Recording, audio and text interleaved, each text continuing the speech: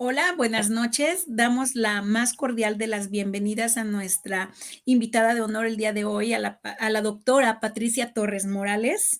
Muchas gracias por aceptar nuestra invitación el día de hoy a compartir con nosotros un tema que ya saben las personas que nos siguen en este canal, que va en torno a la educación inclusiva. Y Leo, buenas noches. Nos permitimos presentar a la doctora Patricia. Ella es licenciada en psicología y doctora en investigaciones cerebrales con mención honorífica por la Universidad Veracruzana. Ella es educadora profesional en lactancia materna a nivel internacional por la Academia EduPro de Puerto Rico. Ha realizado estancias doctorales y postdoctoral en la Universidad de Barcelona y en la Universidad Veracruzana, respectivamente. Actualmente, ella se desempeña como docente universitaria en la Universidad de Jalapa y en el Instituto de Posgrados Especializados en Psicología y realiza una práctica profesional privada en neuropsicología. Bueno, qué interesante leer los títulos, pero estos títulos impactan mucho en nuestro tema. Estos temas que nosotros hemos estado tratando de una manera profesional, sin serlo nosotros de lleno en este ámbito que hoy le corresponde a la doctora Patricia, orientarnos un poquito. ¿Cómo podría usted empezar a decirnos el tema de hoy? ¿Cómo empezaría, doctora? Hola, hola. Pues muchísimas gracias por el espacio y por la invitación. La verdad es que siempre, ¿no? Como que conversar de estos temas, ¿no? Donde hay como esta convergencia de repente, por ejemplo, en cuestiones de neuropsicología, educación, yo creo que es muy importante porque muchas veces no visibilizamos como en dónde están esos puntos en común y cuáles son como pues esas pequeñas cosas o grandes cosas que muchas disciplinas nos pueden como aportar. Entonces, bueno, ya lo mencionaba, muchas gracias por ahí por presentarme. Yo me he dedicado prácticamente desde que empecé a estudiar psicología, una de mis pasiones era todo el aspecto como de bases en torno al sistema nervioso y demás. Y entonces la vida me fue llevando hacia aspectos de neuropsicología en infantes, ¿no? Y a muchas cuestiones de educación. Y bueno, o sea, me gustaría como justamente empezar como aclarando, ¿no? O dejando como claro qué hacemos en neuropsicología clínica para ir teniendo como muy claro esto de cómo aporta la educación inclusiva. En este sentido, ¿no? Cuando hablamos de neuropsicología, pues es una disciplina que nació hace pues ya muchos años, ¿verdad? Y nació como tratando de entender qué era lo que pasaba con personas que participaban en la guerra, por ejemplo, y pues eran adultos funcionales y demás, y después de haber estado en la guerra, pues tenían algún tipo de pérdida de funciones, ¿no? Su lenguaje ya no era igual, su memoria, una cosa así. Y bueno, así empezó la neuropsicología, ¿no? Justamente como estudiando a aquellas personas que posterior a algún tipo de daño cerebral, ¿no? Siendo adultos, tenían pues la pérdida de el lenguaje, la memoria, y no una pérdida completa, sino como pues una alteración. Nace toda esta disciplina y entonces después deriva mucho el tratar de entenderlo en infantes, ¿no? Que en infantes pues no vemos como las mismas situaciones. Entonces, en ese sentido, la neuropsicología clínica, cuando la hablamos en términos, pues a lo mejor dentro de la disciplina como pediátricos, ¿no? O infantil, es justamente tratar de comprender cómo es el proceso de neurodesarrollo en los niños y adolescentes, cómo es ese proceso tal vez típico, digamos, ¿no? Lo que esperamos en la mayoría de los niños y adolescentes. Y entonces para eso pues tratamos de entender, ¿no? No solamente cómo se desarrolla el sistema nervioso, sino cómo se desarrolla ese sistema nervioso en relación con el contexto en el que este niño está, digamos, interactuando, ¿no? Con su familia, su entorno educativo y demás. Y también dentro de esto es muy importante en la neuropsicología entender pues cuáles pueden ser las repercusiones justamente que hay en ese neurodesarrollo cuando ocurre una irrupción, ¿no? O sea, ¿qué pasa cuando ese desarrollo no es típico y vemos como patrones, pues, atípicos, ¿no? Vemos a lo mejor un comportamiento atípico, vemos que no se adquieren y consolidan ciertos procesos de lenguaje, de atención, etcétera. Y pues en ese sentido, ¿no? Comprende como en la intervención en trastornos pues, neurológicos, psiquiátricos, pero también aspectos psicosociales de niños y adolescentes. ¿Qué más podría decirles ahí? Bueno, también decirles, ¿no? Que por ejemplo en ese sentido tenemos como varios grupos de alteraciones, ¿no? Que se pueden estudiar desde la neuropsicología. Tal vez lo podríamos dividir como en unos tres, ¿no? Yo creo. Alteraciones congénitas, ¿no? O sea, como todas estas cuestiones de prematurez, de origen genético, que pueden incidir en cómo se va desarrollando el niño.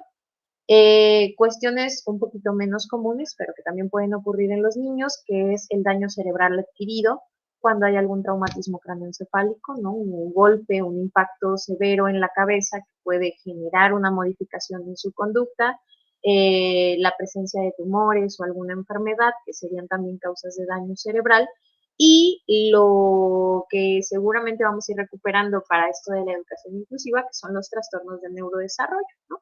Cuando escuchamos hablar de trastornos específicos del aprendizaje, de trastorno del espectro autista, de trastorno por déficit de atención, en general, pues son, digamos, temas de estudio que la neuropsicología aborda por toda la evidencia científica que tienen, ¿no? Con respecto a cómo estos, pues, no modifican, pero generan que hay un funcionamiento del sistema nervioso distinto al que esperamos que ocurra de manera típica, y bueno, finalmente pues se va a vincular a muchas situaciones o a muchas necesidades que muchas veces todavía son un gran reto, ¿no? Para la educación, entender qué necesidades ocurren en este tipo de trastornos y pues están ocurriendo porque hay un cambio a nivel del sistema nervioso. Mencionaste algo que nos llama mucho la atención porque a lo largo de este año que hemos estado trabajando con diferentes especialistas, creo que es la primera vez que se menciona que muchas veces algún daño puede ser adquirido. Nosotros casi siempre hemos estado asumiendo que pues nacen con parálisis cerebral, con espectro autista, ¿no? Eh, y creo que es la primera vez que tocamos el hecho de que cualquier persona en cualquier momento, por alguna situación, puede recibir algún golpe. Perdona que no lo diga tan elegante como traumatismo, ¿no? Pero recibe un fregadazo. Sí, un golpe en la cabeza y ya está, ¿no? Y quedó. Yo tengo una experiencia con un chamaco de 14 años, me voy a permitir contarla. Yo trabajaba para un laboratorio que se dedicaba a la toxina botulínica y pues yo hacía las filmaciones, ¿no? Entonces en uno de estos recorridos me tocó entrevistar a un muchacho que él venía de su pueblo, en la batea de atrás de la camioneta de su hermano y chocó. Le dejó paralizado la mitad del cuerpo. En ese momento, pues pues tenía la mitad del cuerpo paralizado y con la otra mano, pues utilizaba la muleta, ¿no? Entonces, cuando se le inyectó la toxina botulínica a Capotox, ¿no? En la mano del lado donde había sufrido la parálisis cerebral, le permitió utilizar la muleta, ¿no? Lo cual le recuperó una mano. Pero la historia está en que como era un chamaco de 14 años, estaba todavía en la escuela, ¿no? Y tener que readaptarse a una vida completamente diferente, porque estoy hablando todo esto porque mi pregunta hacia Pati es esto. Ok, ¿qué pasa, no? No es lo mismo crecer sabiendo que tienes algún tipo de trastorno, si la familia sabe que tiene algún tipo de trastorno y ha tenido toda esta historia, o sea, 10 años, 5 años preparándose por el trastorno, a que de repente, por algo, pasa esto. Claro. Cuéntame, ¿qué se hace? ¿Cómo se ve? ¿Cómo se aborda? ¿qué pasa? Pues, ¿no? Sí, sí, de hecho que esta experiencia que cuentas, pues me suena a pacientes con los que he tenido pues la oportunidad de verlo, ¿no? Y es una dinámica un tanto distinta, muy cortito. Alguna vez me tocó, ¿no? Ese caso me marcó mucho porque era un niño que no fue por un traumatismo, lo que hizo fue como tomar de juego, de juguete, las pastillas de la presión arterial de la mamá o de la abuela, una cosa así, las consume y tiene daño cerebral, ¿no? Posterior a eso. Y pues misma situación, ¿no? Ahí no era una cuestión tanto de motricidad, sino que pues empezó a presentar como muchos problemas de lenguaje, después algunas alteraciones cognitivas y demás. Entonces, como lo dices, pues ciertamente cuando ocurre un daño cerebral adquirido, pues no se está como tan preparado, ¿no? Para asumirlo, porque incluso cuando hay algún diagnóstico del neurodesarrollo, ¿no? O sea, TDAH, alguna dislexia, discalculia, pues a veces ni para eso, ¿no? Estamos como preparados. Entonces, bueno, respondiendo a lo que me dices, ¿no? Lo que trabajamos ahí mucho es todo el aspecto de rehabilitación neuropsicológica, ¿no? Que contempla como muchísimos elementos, pero voy a tratar como de ser como concreta, ¿no? Justamente cuando hablamos de rehabilitación en neuropsicología, hablamos de programas que son de tratamiento integral y que van a ir en función a una valoración global, pero individualizada, de la situación que se presentó con ese individuo, ¿no? Y que esto es muy importante porque efectivamente a lo mejor por cierto tipo de traumatismo, de golpe en la cabeza, pues podemos ver daño a lo mejor en las mismas regiones, alguna pérdida de movilidad más o menos similar, pero algo que es muy importante en la rehabilitación es siempre hacer una evaluación global, pero no solo en términos generales, ¿no? Sino también como de la historia de vida de ese niño, de ese adolescente. Y entonces lo que se hace ahí es como establecer pautas tanto a corto como a largo plazo que nos permitan como dar un seguimiento. Y ahí viene una cuestión bien importante, ¿no? A veces yo me dedico como a este ámbito de neuropsicología, neurociencias, y una crítica siempre es el hecho de, ay, es que tú nada más hablas de cerebro y neuronas, ¿no? Y reduces al individuo a eso, ¿no? A un órgano, algo que no es como esta cuestión de lo que somos realmente. Pero algo bien importante en neuropsicología es que el cerebro no se modifica si el entorno no lo favorece. Entonces, cuando ya hay un daño, el sistema nervioso es el único sistema dentro de nuestro organismo que cuando tiene un daño ya no puede recuperar funciones, ¿no? O sea, como, por ejemplo, uno se raspa, uno se cae, se raspa, y posteriormente hay un proceso de cicatrización y recuperamos como esa parte, ¿no? Pero cuando hay daño cerebral, ya las neuronas que se murieron, pues ahí le paramos de contar, ¿no? O sea, ya no se regeneran. El lugar de daño ya tiene un daño, ya no se van a regenerar las neuronas, van a llegar otro tipo de células que van a formar una cicatriz y ya está. Pero el cerebro tiene plasticidad, entonces hay, por ejemplo, regiones cercanas a esa zona de, pues donde hubo un daño, ¿no? O regiones, digamos, como simétricas, ¿no? Si fue en la parte izquierda, pues en la misma región, pero en la parte derecha, por ejemplo, que pueden compensar esa función. Entonces, regresando a lo que te comentaba de rehabilitación, pues la rehabilitación lo que hace es tratar de estimular, ¿no? Esas zonas cercanas a donde hubo el daño o esas zonas homólogas a donde hubo el daño para que se pueda recuperar en cierta medida como la función. Entonces pueden ocurrir dos cosas. Se puede recuperar de manera parcial la función o se pueden hacer adecuaciones, ¿no? Donde la persona logre, a lo mejor con esa poquita movilidad, por ejemplo, en el caso que nos comentabas, pues tener, ¿no? Una funcionalidad para las actividades cotidianas que tenía. Y bueno, va a depender, ¿no? De la situación particular del niño.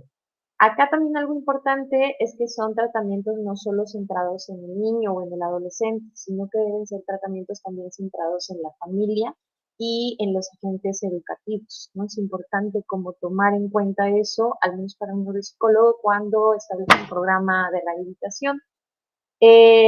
Y algo importante es pues esta parte como funcional, que a lo mejor es como lo que nos interesa a todos, ¿no?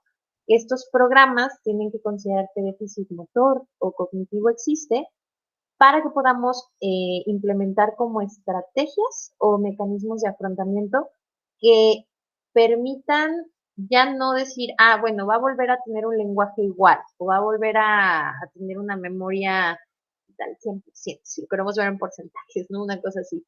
Si no, vamos a tener que aplicar como estrategias que le permitan a ese niño o ese adolescente resolver situaciones de la vida cotidiana, ¿no? Situaciones en el entorno familiar, escolar, comunitario, y pues eso, ¿no? Se va adecuando en función a qué tanto se puede recuperar la función que se perdió, que se alteró, y también se toman en cuenta qué otras funciones están preservadas. Por ejemplo, alguna vez vi en algún documental como de neuropsicología y venía en un libro el caso, por ejemplo, de una chica que tiene una meningitis y posteriormente tiene una incapacidad, por ejemplo, para reconocer rostros. No puede reconocer como adecuadamente rostros. Y tampoco lee adecuadamente, no ve algunos colores, o sea, son varias cosas lo que le pasa. Entonces, que por ejemplo, ¿qué hacía ella? Ella para reconocer personas, aprende a reconocerlas por la voz o por rasgos como generales, ¿no? A lo mejor, yo ahorita no tengo los lentes, pero pues a lo mejor a Maritza y a mí nos reconocería por los anteojos, ¿no? A ti por la barba, una cosa así, pero pues se va como haciendo esto. Y para ubicarse, y para ubicarse a lo mejor en calles, pues se le enseñó a ubicarse no por el nombre de las calles, sino por algún elemento que permita como eso, ¿no? Como tener un comportamiento funcional, pero pues a partir de lo que se preserva, ¿no? De esas como funciones que se preservan o que se pueden ir, o que gradualmente en la rehabilitación vemos que se van recuperando. Mari. Ok, sí, yo tengo pues una duda. ¿Cómo todo esto es muy interesante saberlo y nos llevas muy de la mano con la terminología, ¿no? Y con los pasos, pero ¿cómo se vive esto o cómo se llega a esta atención profesional desde dos partes? O dónde se encuentra la familia, o sea, la parte del paciente, digámoslo, hasta Ujú. llegar a esta atención profesional y cómo se vincula con la educación, porque el docente es otro, ¿no? Ahorita yo como Claro. docente, eso compartimos, ¿no? La docencia es muy interesante porque muchos carecemos de esta parte, de este conocimiento, y si carecemos de ello, pues no Claro. podemos incluir en su totalidad a los estudiantes en sus necesidades muy propias, ¿no? Ujú. ¿Cómo es que se llega o se logra? Bueno, ahí es una tarea que justamente qué bueno que haya estos espacios porque es una tarea bien compleja, ¿no? O sea, vincularnos entre la familia, el ámbito educativo y aparte el profesional a lo mejor clínico, ¿no? Justamente por esto que comentaba, ¿no? O sea, el cerebro no cambia si no le hago nada. Lo que hay que hacer en este tipo de casos, sea una alteración por un daño adquirido, que era lo que preguntaba Lionel, o a lo mejor una situación del neurodesarrollo, un punto bien importante es modificar el entorno, ¿no? Que tendría que ver con realizar cambios en ese ambiente físico en el que vive el niño. Entonces, bueno, ¿cómo llegar a eso? Lo primero sí es como hacer mucho trabajo de psicoeducación, ¿no? Para que, por ejemplo, un docente tenga claro que ahora está de moda ponerle neuro a todo, ¿no? Hay neuromarketing, neuroeducación, no sé qué tanta cosa, ¿no? Pero cuando llega uno a la parte de neuro, siempre escucho como que, es que lo neuro es bien complicado, pero es importante y no se aborda, ¿no? Entonces, creo que el primer elemento que hace como falta es trabajar mucho esta psicoeducación en torno a que el personal, a lo mejor más involucrado en el aspecto educativo, conozca de manera muy clara qué implica neurodesarrollo, ¿no? Que puede ser justamente una situación, ya decía, congénita, algo adquirido, o que estos trastornos del neurodesarrollo, para empezar a tener muy claro que no son una enfermedad, ¿no? Sino que es, digamos, el desarrollo tiene que ir a lo mejor, no lo sé, lo represento así, ¿no? Tiene que ir como en esta línea y una alteración de desarrollo es que esta línea no se cumple, ¿no? Y entonces hay una neurodiversidad ahí. El sistema nervioso se está desarrollando en ese niño, pero ocurren o sucede que a lo mejor ciertos procesos pues no se consolidan con las mismas estrategias que a lo mejor están estandarizadas pues para todo el mundo, ¿no? Y entonces ahí ese punto es bien importante, ¿no? La psicoeducación, también el entender que unos años antes, ¿no? Unos cuantos años antes, se atribuía que como el trastorno era del estudiante, entonces el que tenía que cambiar era el estudiante, ¿no? Y sí, efectivamente, si hay que hacer una intervención particular, si estamos hablando de TDAH, de trastorno del espectro autista, en efecto, hay que hacer una intervención muy particular con ese niño, con ese adolescente, pero también hay que concientizar al personal de salud, educativo, perdón, que hay que modificar tanto el entorno áulico, ¿no? Hay que modificar el tipo de estrategias con las que ese estudiante va a adquirir conocimientos, va a desarrollar habilidades, por esto que mencionaba, ¿no? O sea, un trastorno no debería en sí ser discapacitante, ¿no? O sea, a veces lo pensamos como una enfermedad, ¿no? Pero pues sí, estoy enfermo de COVID, entonces eso me limita a muchas cosas. Pero un trastorno en realidad no me está limitando. Lo que pasa es que tengo que utilizar otros medios, ¿no? Terapéuticos y educativos para llegar a eso, ¿no? Entonces, en ese sentido es, ¿no? Iniciar como la parte de psicoeducación, trabajar mucho no solo en promover una intervención en el niño, ¿no? Sino también como lograr esta parte de poder trasladar a cuáles son, ¿no? Las necesidades que tiene el ambiente ese caso particular para poderlas ir, digamos, teniendo en cuenta, ¿no? En el ámbito educativo. Y creo que hay algo muy importante que hace la neuropsicología, por ejemplo, es dotar de herramientas de evaluación, ¿no? Que si bien ahí quien hace la evaluación neuropsicológica, pues es a lo mejor un especialista en neuropsicología, ¿no? Yo, por ejemplo, en práctica privada hago evaluación y he hecho evaluación pues, para esas instituciones educativas, pues no es nada más tener la evaluación, ¿no? Sino que poder hacer llegar, ¿no? Al personal educativo qué me dice ese tipo de evaluación, ¿no? Generalmente vamos a tener por ahí, seguramente de esto podemos como hablar ahí ahorita un poquito más en lo que ustedes me comenten como algo, pero en la evaluación nosotros tratamos de identificar eh, pues esas dificultades que están ocurriendo, ¿no? ¿Por qué están ocurriendo, no? Si se deben a algún trastorno, si se deben a alguna situación particular, y entonces, a partir de eso, ¿no? Y a partir de herramientas neuropsicológicas, el educador podría tomar en cuenta, ¿no? Cómo atender esas cuestiones a nivel educativo, ¿no? Por ejemplo, si hay un déficit de atención, yo siempre les digo, por ejemplo, a mis alumnos, ¿no? Si hay una persona que tiene dificultades en la lectura, ¿no? Por ejemplo, una dislexia, no va a servir de nada que yo lo ponga a leer mucho para que mejore su lectura, ¿no? Sino que más bien desde la neuropsicología tendría que entender que en la dislexia se modifican, ¿no? Por ejemplo, el desarrollo de otros procesos cognitivos, eso trabajarlo con el docente para que el docente, bueno, sí estimule la lectura, pero también pues procesos de memoria, de percepción, que están dentro de, digamos que se encuentran afectados dentro de un perfil que tiene alguien con dislexia, ¿no? Y eso es lo mismo para todo lo demás, ¿no? Sí. Le vamos a poner jiribilla al asunto, dicen aquí la localidad. Porque, bueno, mencionaste, voy a hacer, iban a hacer 3 preguntas. Ahora son 4. Pero mencionaste varias cosas importantes. Lo de la plasticidad cerebral, ¿no? Que me parece como fundamental, sobre todo por aquel mito de que solo utilizamos una parte de nuestro cerebro y no lo utilizamos todo. No, tú eres la experta, nos lo vas a aclarar, pero estas interconexiones neuronales me parece que se puede como, bueno, lo que decías, ¿no? Como reconstruir, que es la plasticidad, lo cual me lleva a un tema muy polémico, que es el método Doman, ¿no? Ujú. Lo toco porque, como tú dijiste, que además aquí también le estoy metiendo jiribilla, la semana pasada tuvimos a una colega de Colombia. Ella es educadora que trabaja con personas, bueno, también en educación especial, ¿no? Ella decía que, bueno, lo que tenemos que hacer es pues estas personas que tienen algún tipo de discapacidad auditiva, visual, eh, de algún trastorno, ¿no?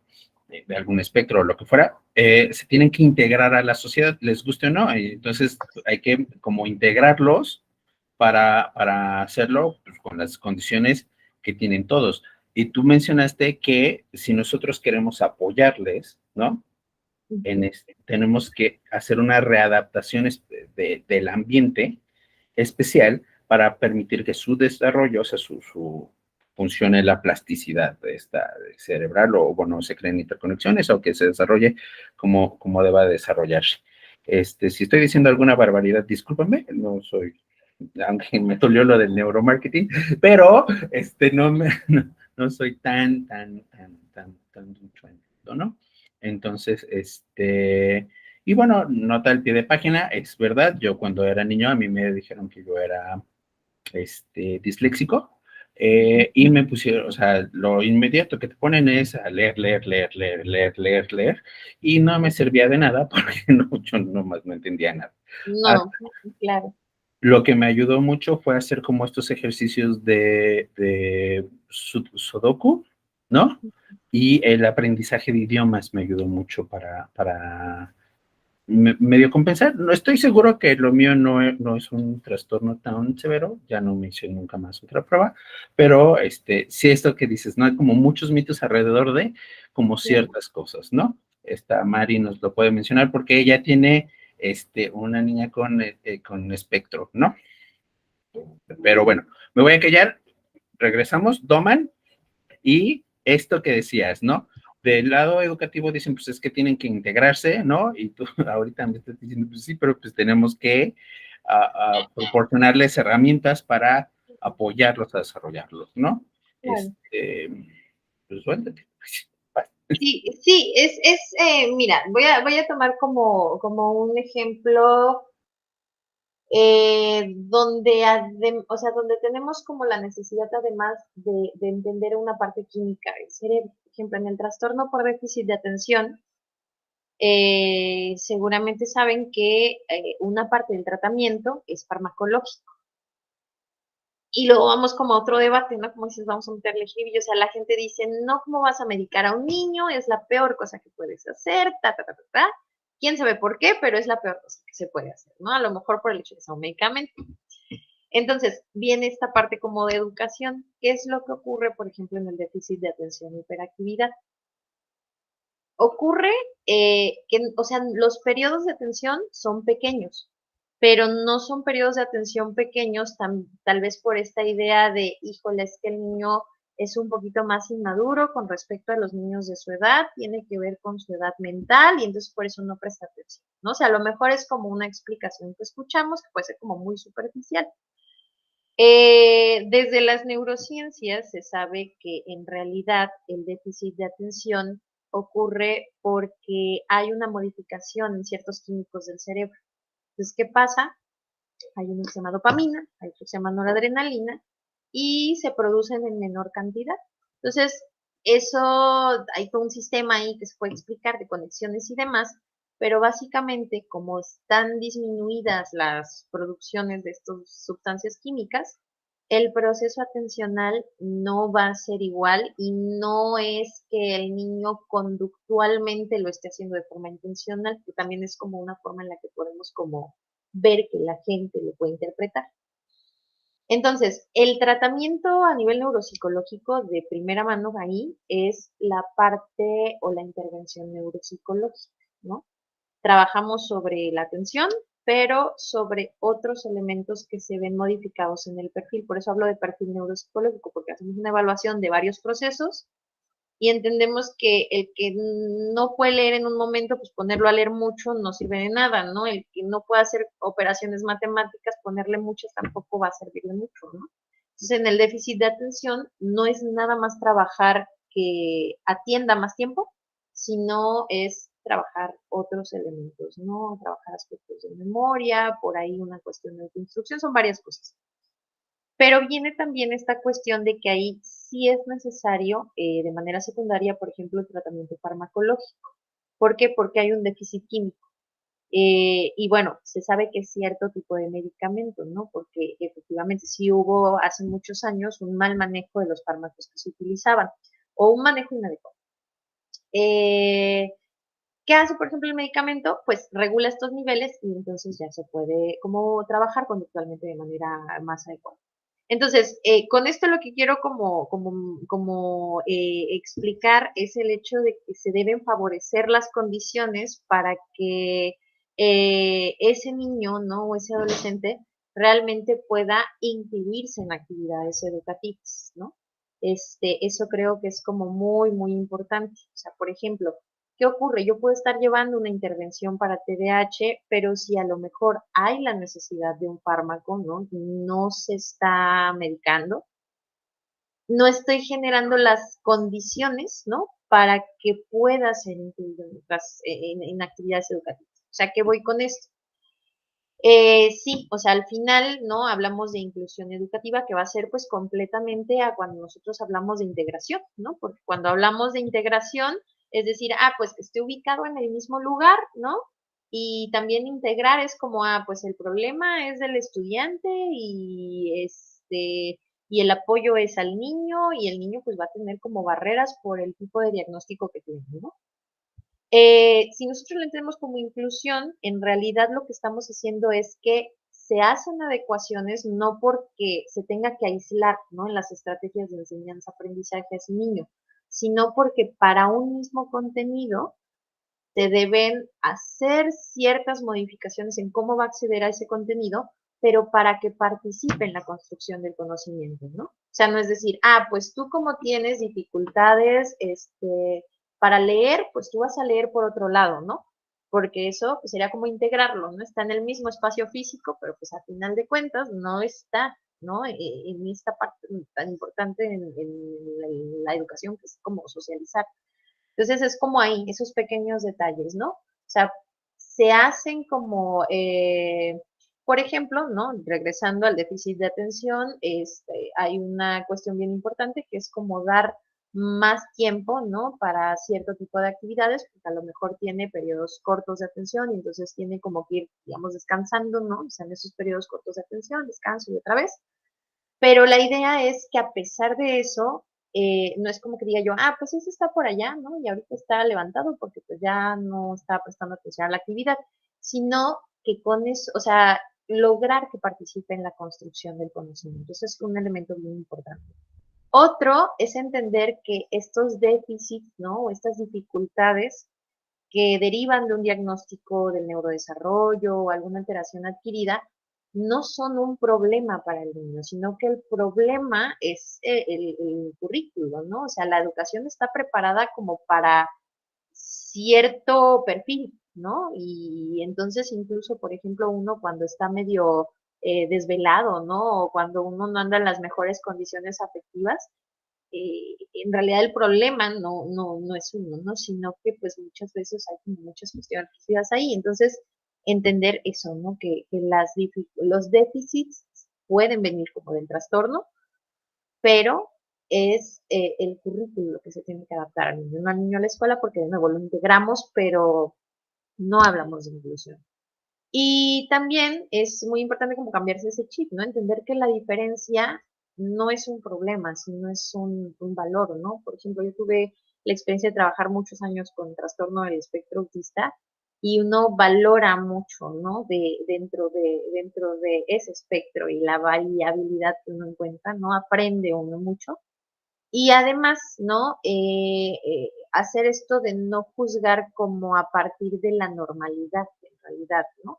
O sea, ahora está muy en auge, les digo, ponerle neuro a todo, pero hay un término que sí me gusta en esto, que es esto de neurodiversidad, ¿no? Entonces, este déficit químico que a lo mejor puedo decir del TDAH, pues no es un déficit químico, ¿no? Es que no todos los individuos vamos a ser iguales, ¿no?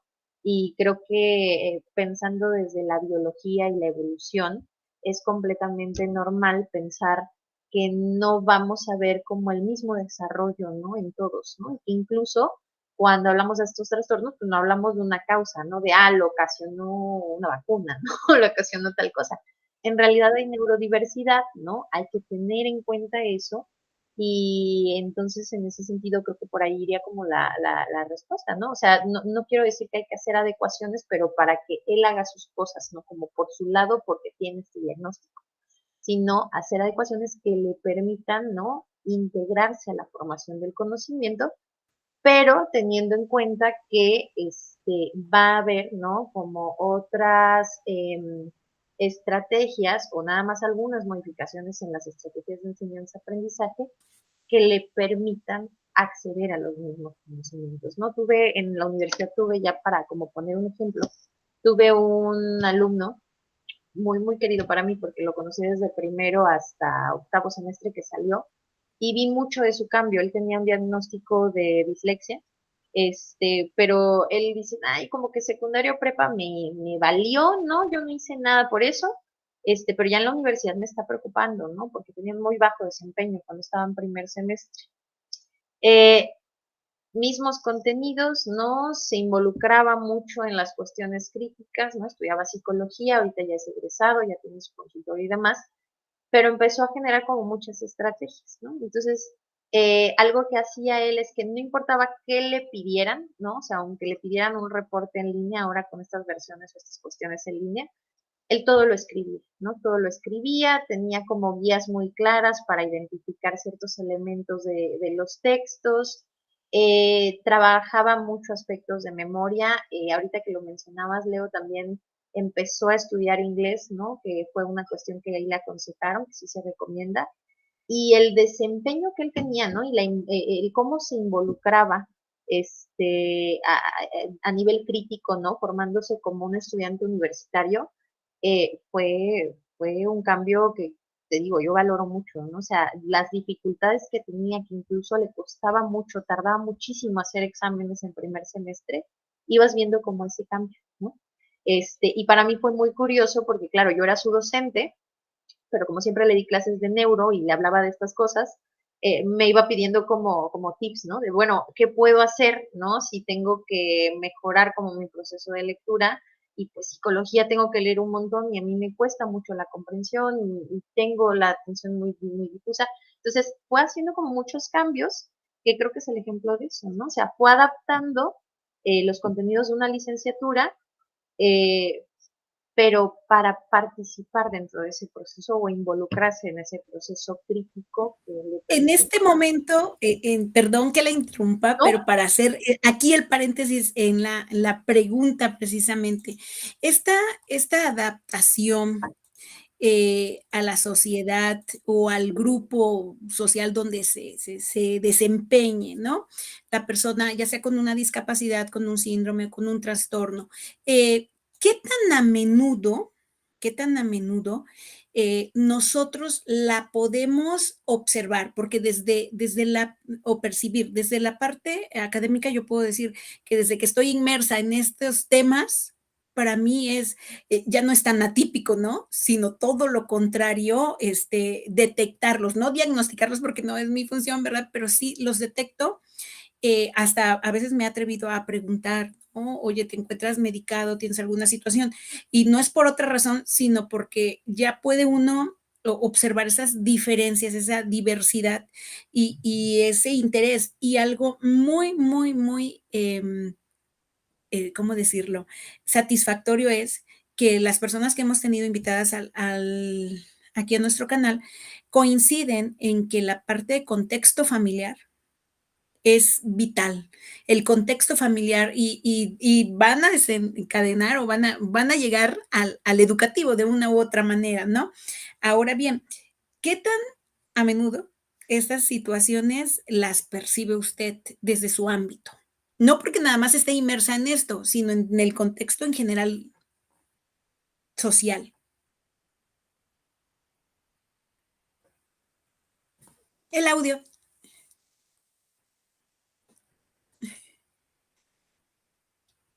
No sé qué le piqué, perdón. No hay problema. Sí, pero, o sea, como, si me puedes como formular la pregunta, se me perdí un poco. O sea, en cuanto a, ¿Qué? Sí, sí, que digámoslo en porcentajes, ¿no? ajá, No, un estimado, no así como del 95%. ¿Qué porcentaje dentro del ámbito educativo en el que se desenvuelve ajá. es para usted el más, digámoslo, común que se encuentra esta diversidad? ¿Se puede percibir la diversidad en qué porcentaje?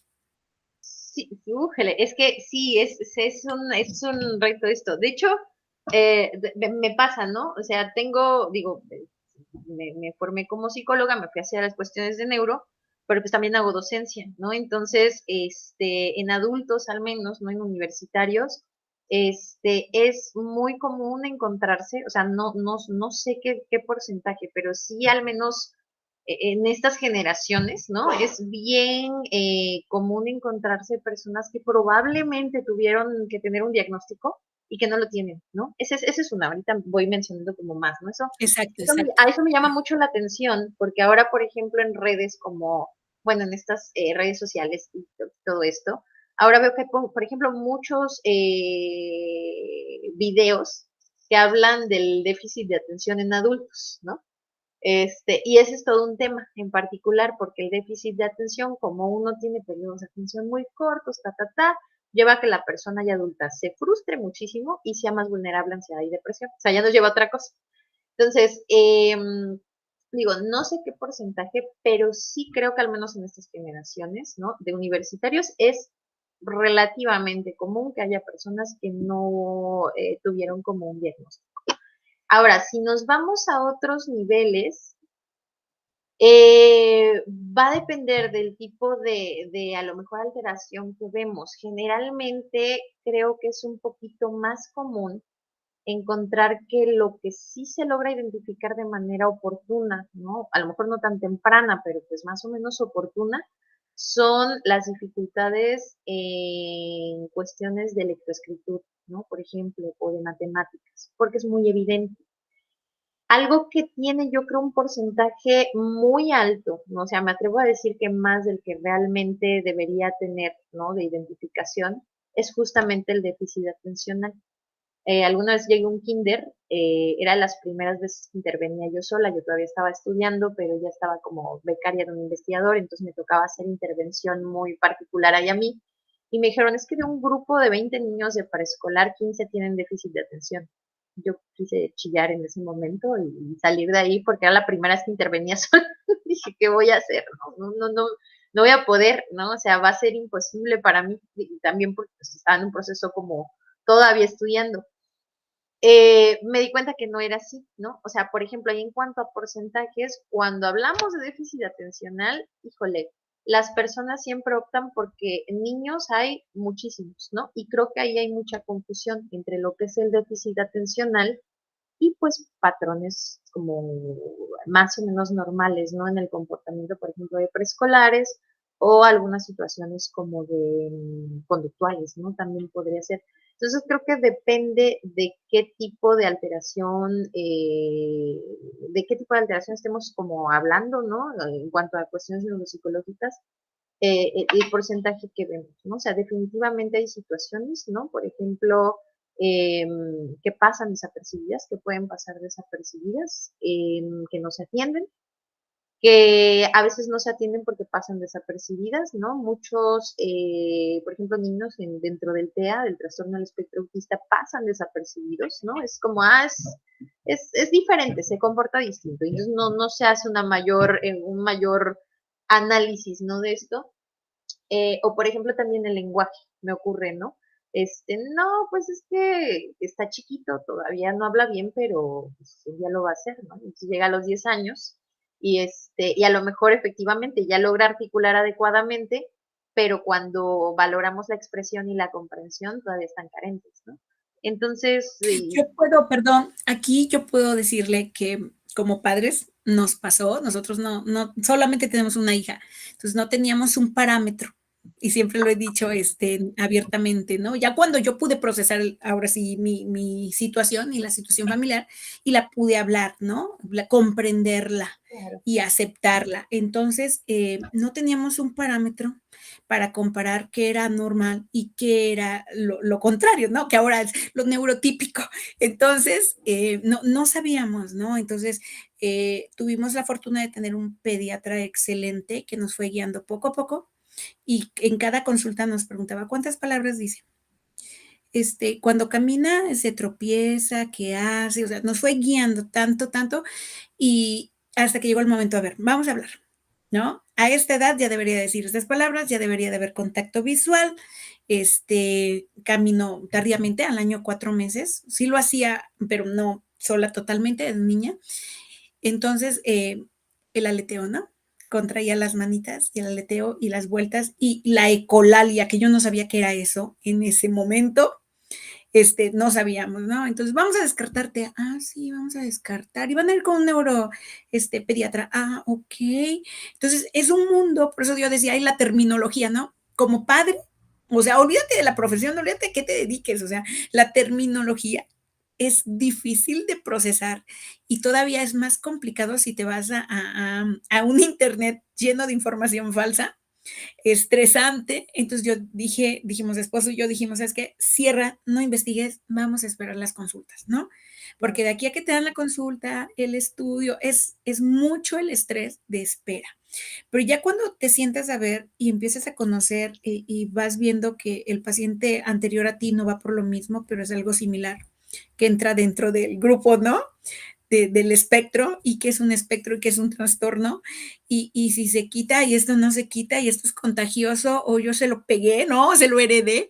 Entonces, todos ese tipo de situaciones, para las personas que nos siguen, ha sido muy, muy interesante porque a veces, como padres, sí sabes que hay algo, te niegas a aceptarlo y le haces un daño tremendo al infante porque lo puedes ayudar. Yo hoy lo veo, o sea, yo siempre supe que mi hija necesitaba ayuda profesional para poder dormir, ella no dormía. Y que lo fui postergando, ¿no? Entonces su calidad de sueño era mala, sus reacciones eran alteradas, al mínimo detalle la exaltaba, entonces ya está más controlada, no se autorregula, es una de las características, ¿sí? No se autorregula, pero está adaptándose a un medio social. Y ese medio social ha sido a través de la escuela, con niños de su edad, que bien empezó el kinder, pobrecita, en línea, pero le sirvió, o sea, ella utilizó Zoom antes que su madre, ¿no? Entonces, esa fue una parte y entonces todo esto que nos dices, yo lo voy trasladando y digo, sí es cierto, o sea, sí, sí, sí, y tache para los papás de repente porque estamos en una era donde podemos tener mucha información o preguntarle al que sí sabe, ¿no? O a esa comunidad, o sea, porque por cultura no lo expresas, no le preguntas, o sea, ¿cuántas horas pasamos a veces en un consultorio o minutos al lado de alguien y no entablas una conversación? No te abres, ¿no? O sea, yo recuerdo que alguien me dijo, no, pregúntele al doctor, mire, mi hija ya duerme, de verdad, pregúntele. Y si se vuelve a despertar, nos dijo que le diéramos otro pedacito, pero usted pregúntele. Entonces, cuando a mí me dijeron eso, y yo le dije, oye, ¿qué come? No, pues es muy selectivo, solo come esto. Y eso. Yo dije, ay, pues mi hija hace lo mismo. A ver, y cuénteme más, ¿no? No, pues no usa calcetines porque la textura no le gusta. No, la mía, pues sí los usa, pero se los quita para dormir. Y haces como esa vinculación de actitudes hasta te vuelves experto en usar los términos y en corregir a la gente como le hago a Leo. Leo, no se dice autismo, se dice espectro, ¿ok? Trastorno del espectro autista. Entonces, ha sido esto un maravilloso andar y lo confieso, o sea, alguien me diría, es que, ¿qué te pasa? ¿No? O sea, no es para entristecerme, es para ponerme a estudiar, a investigar, a vivirlo con mi hija, a aprender de ella, porque ella es la que nos va guiando, ¿no? A veces digo, ay, hija, no te comprendía, o sea, discúlpame, a ver, no me puedes expresar, pero llévame, enséñame, ¿qué es lo que quieres? ¿Cómo lo quieres, no? Entonces, si nos comunicamos, ya empieza a haber cambios, pero si no es por especialistas, de verdad es que hay que acercarse a los especialistas y hay opciones, hay muchas opciones y también dentro de esas hay las que mejor nos pueden, pues convenir a nuestros intereses desde el económico, ¿no? Hasta el emocional, porque hay profesionales muy buenos, pero no saben transmitirte esa información de una manera humanista, ¿no? Esa parte, esa sensibilidad que les falta mucho a muchos médicos es súper importante. Y aquí le dejo la palabra. Sí, es que justamente no quería como perder como ese punto. Mencionabas, Maritza, que, bueno, a veces es el papá el que bueno, el grupo, el entorno familiar, ¿no? El que se puede como negar a la información o información pues tenemos de todos los medios y entonces hay de todo, ¿no? Ya ven esta cosa tremenda y terrible de la gente que decía que el autismo se producía por las vacunas, ¿no? O sea, cuando todavía estaba el diagnóstico de autismo, ¿no? Que ahora ya se ha modificado, pero también creo que va como de regreso, porque hay algo bien importante a tener en cuenta. Eh, y digo, sé que no es algo que depende de los padres, pero sí es algo en lo que hay como que hacer esa conciencia social. Hay muchos especialistas que o no tienen el tacto, ¿no? Para poder entender las implicaciones que tiene esto en la familia. Y no quiero decir, es que son los médicos, pero sí nos podemos topar de repente con personal como médicos o enfermeras que no son sensibles a estas necesidades afectivas del individuo, ¿no? Lo comentabas en mi síntesis curricular, tiene relativamente poco que me certifiqué como educadora en lactancia. Híjole, ahí está un tema, o sea, de verdad, es un proceso como biológico, como que el médico, la enfermera, el enfermero tendrían que ser los mejores preparados para ser sensibles a eso. Y lo que se ha reportado ahí es que una de las grandes barreras de la lactancia es el personal de salud, ¿no? Entonces eso mismo ocurre en esto, ¿no? Por ejemplo, como psicólogos nosotros hacemos una impresión diagnóstica, ¿no? Y el diagnóstico se va integrando finalmente cuando interviene el neurólogo pediatra. Pero hay que tener como mucho, pues, cuidado como padres, ¿no? Cuidado como familia en el profesional con el que nos involucramos, ¿no? Y también hacer conciencia, por supuesto, de que muchos requieren como mucha sensibilidad para las implicaciones como afectivas y de cambio familiar que requieren este tipo de diagnósticos. Eso es una, por eso me dije, ay, voy a levantar la mano porque si no se me va. Y otra es, bueno, eso yo lo aprendí de la que fue mi tutora desde que prácticamente empecé como a formarme con prácticas, pues, profesionales, todavía no salía de la carrera, y que posteriormente fui mi tutora de tesis para licenciatura y doctorado. Recuerdo que ella siempre nos decía, efectivamente existen diagnósticos clínicos que como tú lo mencionas, ¿no? Uno a lo mejor como estudioso de eso, pues conoce uno muchos términos, ¿no? Estos términos nos permiten entender que dentro de ese espectro hay generalidades, ¿no? Que más o menos nos permiten seguir un proceso objetivo de intervención, un proceso objetivo de diagnóstico. Pero ella decía, pero al papá le valen. O sea, no es que le valgan, ¿no? Sino que no le vas a dar una cátedra, ¿no? No, pues fíjate que la estereotipia, ta. Finalmente, en el proceso, como lo mencionas, la familia se va involucrando, lo va entendiendo y va entendiendo mucho el comportamiento que ocurre en algún trastorno. Pero ella nos decía, la etiqueta es lo que menos le sirve a los papás, ¿no? O sea, el poner una etiqueta, o sea, a lo mejor decir, bueno, tu hijo está dentro del trastorno del espectro autista o en algún otro determinado diagnóstico, es muy importante transmitirle al papá que eso nos funciona para tomar acciones concretas, ¿no? O sea, no para justificar a lo mejor el comportamiento, sino para decir efectivamente, ahora puedo comprender cierto tipo de comportamientos que tiene mi hijo, qué puedo hacer para modificar aquellos que a lo mejor no le permiten como adaptarse adecuadamente al entorno, ¿no? Uno que mencionabas es, por ejemplo, la restricción de la dieta, ¿no? O sea, sí es importante irlo cambiando o la restricción en horas de sueño, porque finalmente incide en afectar su calidad de vida, ¿no? Si no varío de alimentos, pues entonces no estoy como a lo mejor ingiriendo todos los nutrientes que se necesitan. pero entender que hay patrones de comportamiento que a lo mejor pueden ser funcionales, ¿no? Y no querer, ¿no?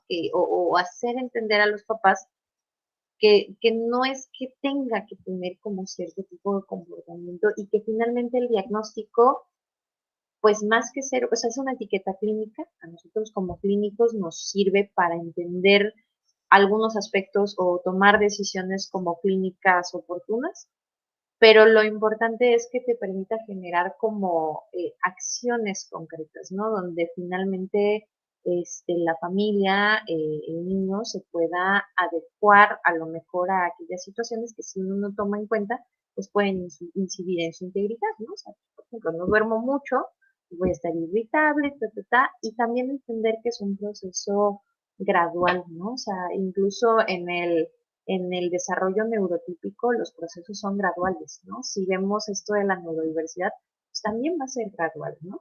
Y algo ahí finalmente es como la constancia y eso, ¿no? El entender que este tipo de diagnósticos pues no solo inciden qué interesante, ¿no? Puedo ver lo que está en un manual diagnóstico. Hay que tener en cuenta a la familia. O sea, eso es importantísimo, muy, muy, muy importante, ¿no? De hecho, uno de los elementos de éxito para un programa de rehabilitación cognitiva es justamente la psicoeducación y el involucramiento de la familia. De otro modo, eh, ¿no? Puede haber como bajos índices en el éxito que se tenga en esa intervención. Entonces, ahí en ese sentido, ¿no? Por ejemplo, yo lo digo como psicóloga, yo puedo planificar una intervención, pero si no logro involucrar a la familia, el éxito que pueda tener esa intervención, esa rehabilitación, por muy buena que sea, pues va a ser menor, seguramente. Aquí voy a, ¿no? Bueno, ya se nos está acabando el tiempo, pero misma Pati ya nos dio su segunda intervención con nosotros, ¿no? El entorno familiar, ¿no? En la intervención Claro. neuronal, ¿no? O sea, neuro lo que quieras, ¿no? Neuro algo. Neuro algo, así me oh, encanta ponerle neuro a todo. sí, no, sí, esta necesidad, porque además hay como, tengo una lista como de varias preguntas, pero pues no, sería como muy, muy largo. Fíjate, ¿qué pasa con los especialistas que estaban platicando, no? O sea, el papá tiene que ir con el terapeuta, el rehabilitador, el neurólogo, el médico general, supongo, dependerá de, ¿no? Más, obviamente, el profesor en el aula, más, obviamente, la preparación en casa, ¿no? Más, habrá casos que necesiten nutriólogo, o sea, todo esto es que casi nunca lo hemos tocado, de hecho, ¿no? Como toda la necesidad de tanto especialista para atacar o sí, para trabajar con algún trastorno como específico, que además, pues muchas veces, y sigo pensando en esto, cuando es adquirido, ¿no? De repente te enfrentas a una realidad que no sabes. El caso de los que, bueno, nacieron o están creciendo con esto, con alguna situación en particular, pues se van como acostumbrando poco a poco y se vuelve parte de la vida, ¿no? Pero sí se han tocado temas que no se habían tocado, lo cual me da mucho gusto. Entonces, Pati, algo con lo que quieras cerrar, Mari, algo con lo que quieran cerrar. Yo tengo un millón de preguntas y para quien nos está viendo y escuchando, ¿no? Tiene como 15 años de edad, Pati. Todo lo Ay, hizo muy niño. ¿cómo crees? No, ya miro. Pero bueno. 14. Ay. No, pues agradecerle a la doctora su asistencia el día de hoy y su aportación tan valiosa para todos los que nos siguen, para nosotros mismos creo que nos está fortaleciendo en demasía, ¿no? Muchísimas gracias y esa manera de abordarlo tan natural es lo que más nos hace adentrarnos, ¿no? Porque son términos que desconocemos que hemos venido escuchando, pero ya cuando nos los explican, ya te adentras, ¿no? Tú haces que nos adentremos de una manera muy natural. Muchas gracias. No, pues agradecerles la invitación. Por supuesto, ¿no? Como que alguna otra cuestión que se pueda platicar, yo le decía a Maritza, me tengo luego que regular porque hablo mucho. Entonces, siempre me gusta conversar como pues de estos temas que me apasionan, ¿no? Que me gustan. Y pues no sé, igual que así como dices, tengo muchas preguntas, pues tendría como muchas cosas que decir, pero sí algo que puedo como enfatizar es que, pues bueno, cuando hablamos, ya lo decía, ¿no? La neuropsicología y sobre todo la infantil se va a enfocar mucho en entender el desarrollo, entonces creo que es muy importante no solo pensar que ese profesional en neuropsicología o ese médico que es neurólogo es quien tiene todo el conocimiento, ¿no? Con respecto a qué necesidades hay en algún tipo de diagnóstico, ¿no? Si queremos a lo mejor, ¿no? Como vincular la neuropsicología y la educación, que era como el tema del día de hoy, creo que es muy importante entender que la neuropsicología, aunque es una disciplina propia, eh, va a ser una herramienta para la educación, ¿no? Porque nos permite hacer evaluaciones que tengan un diagnóstico, pero que ese diagnóstico se tome en cuenta ya sea para hacer adaptaciones individualizadas, ¿no?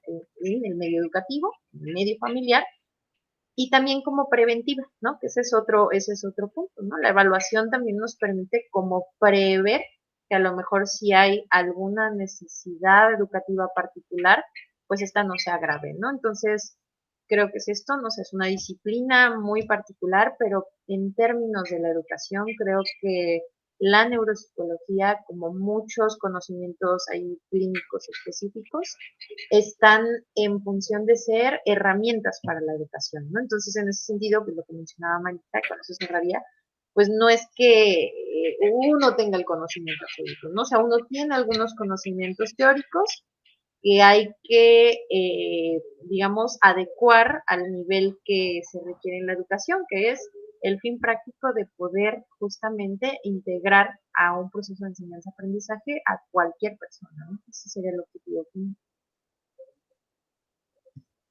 Es que no sé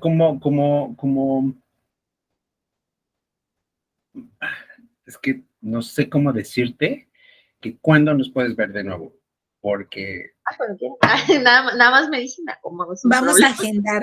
Sí, por supuesto, sí. Este, sí, sin ningún problema. O sea, es que creo que se pueden abordar, ¿no? Justamente como la cuestión del entorno familiar. Hay otras cuestiones, ¿no? O sea, por ejemplo, no sé, se me ocurren muchas cosas. Por ahí de lactancia, yo por ahí lo mencionaba a Maricel como cosas que creo que son bien importantes, ¿no? Y que inciden ahí en el desarrollo con muchas cosas, pero pues, Fíjate, ya son 2 programas los que vamos a tener. no, súper bien, sí, Dos súper bien. más. Agendados los temas Ya también. ahorita sacamos el Súper bien. Nada calendario. más, nada más no le crean al, no tengo 15 años. Ojalá, ojalá, nada más es la apariencia, y tampoco de 15, ¿ah? No, mira, Bueno, hay cosas que hay que presumir antes de que nos cuentemos, ¿no? Este, ¿Tenías 27 cuando cumpliste tu primer doctorado? No, cuando terminé el doctorado, bueno, no, sí, me doctoré cuando tenía 26, 27 años, sí, más o menos. Ok, ¿qué más se puede decir, y no? aplaudirle, ¿no? Y Eh, aplaudirle, ¿no? Sí. Le tengo un respeto y una Sí, admiración a esa. me costó salud mental, pero aquí andamos. Ay, no es cierto. Cualquiera que estudie un doctorado tiene problemas con salud mental, ¿verdad, Mari? Confirmo. Entonces, pues bueno, Pati, muchísimas gracias. Nos estamos viendo, escuchando, Sí, eh, por supuesto. y te avisamos cuando se suba, que debe ser la próxima semana, ¿no? Sí, perfecto, Para sí, que, y pues, para que lo compartas. perfecto, Claro que excelente. No, sí. pues muchísimas Muchas gracias y a gracias. la orden, ¿no? Porque finalmente el hablar de estos temas, pues, hace que uno aprenda, ¿no? Y que uno siga como en esa intención de seguir aprendiendo dentro de lo que hace. para poder pues generar cambios, ¿no? De otro modo no cambian las cosas. Muchas gracias. Pues bueno, muy buenas noches a los que nos están viendo, escuchando. Detengo la grabación y nos estamos viendo. Bye.